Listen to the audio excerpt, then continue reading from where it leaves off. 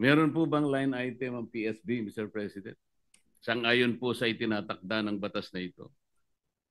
I'm gonna look into it, Mr. President. Right now, I'm not aware of that line item in our NEP, Mr. President, but I'll going to look into it, Mr. President.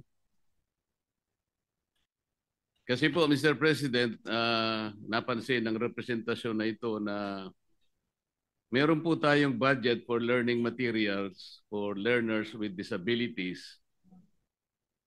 Pero wala pong specific line item allocation, halimbawa, doon sa child fine system. Ito po ay napaka-importante, Mr. President, kasi kung wala naman itong child fine system, hindi rin po natin malulocate o ma-identify kung ilan po yung mga mag-aaral natin na merong disabilities. Welcome back to Master Kalog, and don't forget to subscribe and click notification bell for more updates.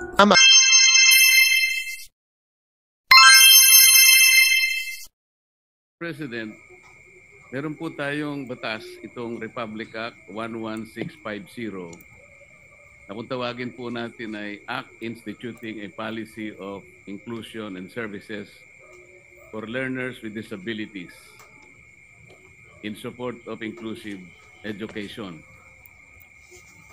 Sang-ayon po sa Section 13 itong batas na ito, Mr. President,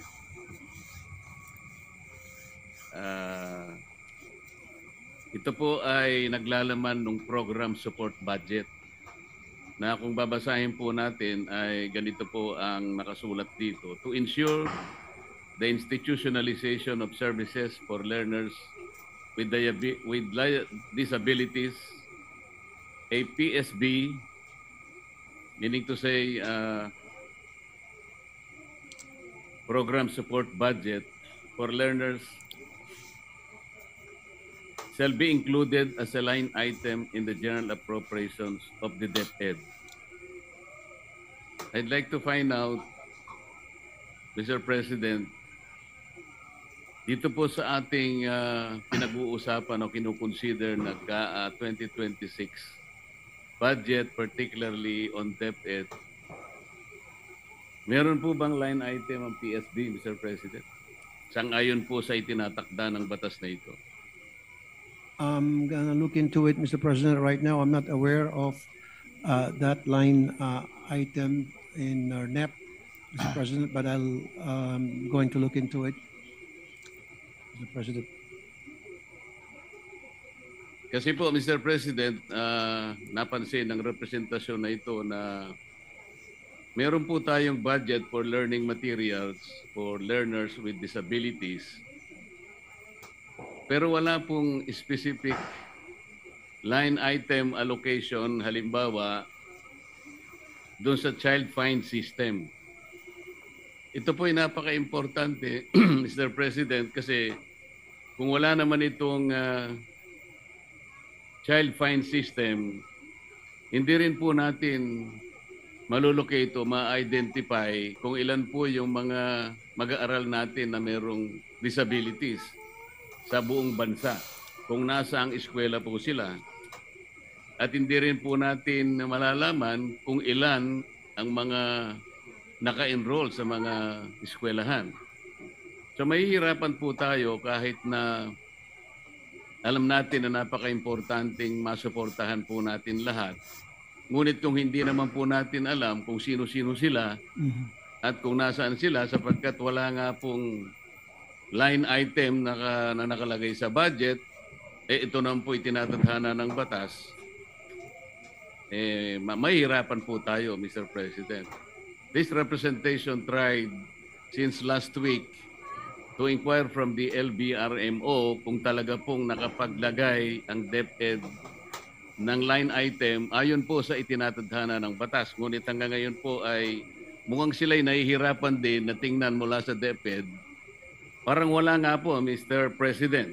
Mr. President, meron po. Ito pala, DepEd budget 100 million pesos for 2026 sa NEP, provision of learning resources for learners with disabilities. Sa NEP po yun, Mr. President. Kung titignan po ninyo sa HGAB, nawala po yun. Yun po yung hinahanap natin. Ayun, na magic. At ang nakikita po nating malinaw, materialis po for learners for disabilities. Maliwanag po yun.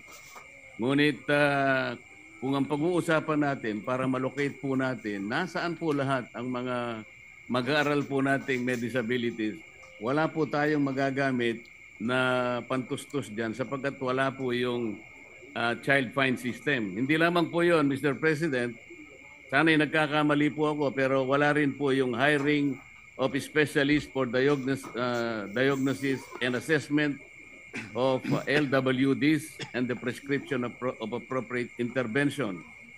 Sana nagkakamali din po ako, Mr. President, na wala din po yung to defray expenses in the delivery of related services stated in Section 4P. Ito nga po yung sa transportation and various developmental, corrective and other support services for student with disabilities. Mr. President, kung wala po ang line item na ito na napaka-importante, kahit na po magsama-sama tayong lahat dito, ipahayag natin ang ating interes na tulungan ang ating mga mag-aaral na may disabilities, ngunit may kakulangan po sapagkat na maring kaligtaan po. Napaka-importante po ng line item na ito. Mr. President, kaya ko lamang po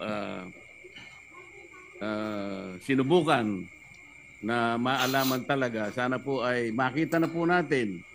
Kahit na po tapos na yung individual amendments, Mr. President, siguro po ay ang representasyong ito isusulat sa ating chairman para sa ganon makahanap pa po tayo ng fiscal space. Nakita ko po kasi yung opisina po ng PCO na nagka-doble-doble po yung paglalagay po nila ng gastusin tungkol sa pag-uos natin ng ASEAN. Binabalak ko po na meron po akong dinrap na sulat, baka sakaling doon po natin makita. Kung sakasakaling, ito pong tatlong items na ito ay talagang hindi na ilagay na line item sa ating GAA na kinukonsider for 2026, Mr. President. Maraming salamat po, Mr. President. Maraming salamat. Thank you. Thank you. Mr. President, I would like to thank the Senator from Tarlac for raising that issue, and I promise, Mr. President, to my colleagues that after this I would confer with the chairman, committee chair sa Public Health at saka sa DSWD as well as Finance Committee Chair para pag-usapan ito yung mga budget na karapat-dapat para matugunan itong mga pinag-usapan natin dito. Tulad sinabi nga ni Senator Marcoleta na walang saysay itong pinag-usapan natin paano tayo susuporta dito sa mga magagandang programa natin pamalaan kung nawawala naman daw yung budget at wala naman daw sa NEP, correct me if I'm wrong. So that has to be addressed right away. Thank you for that, for being a keen observant on that matter, the good Senator from Tarlac. Maraming salamat po, Mr. President. Kaugnay sa mga impormasyon na inyong nalaman at sa mga issue na kaakibat nito, mahalaga ang inyong opinion at katwiran. Don't forget to subscribe, like, and share. Thank you for watching.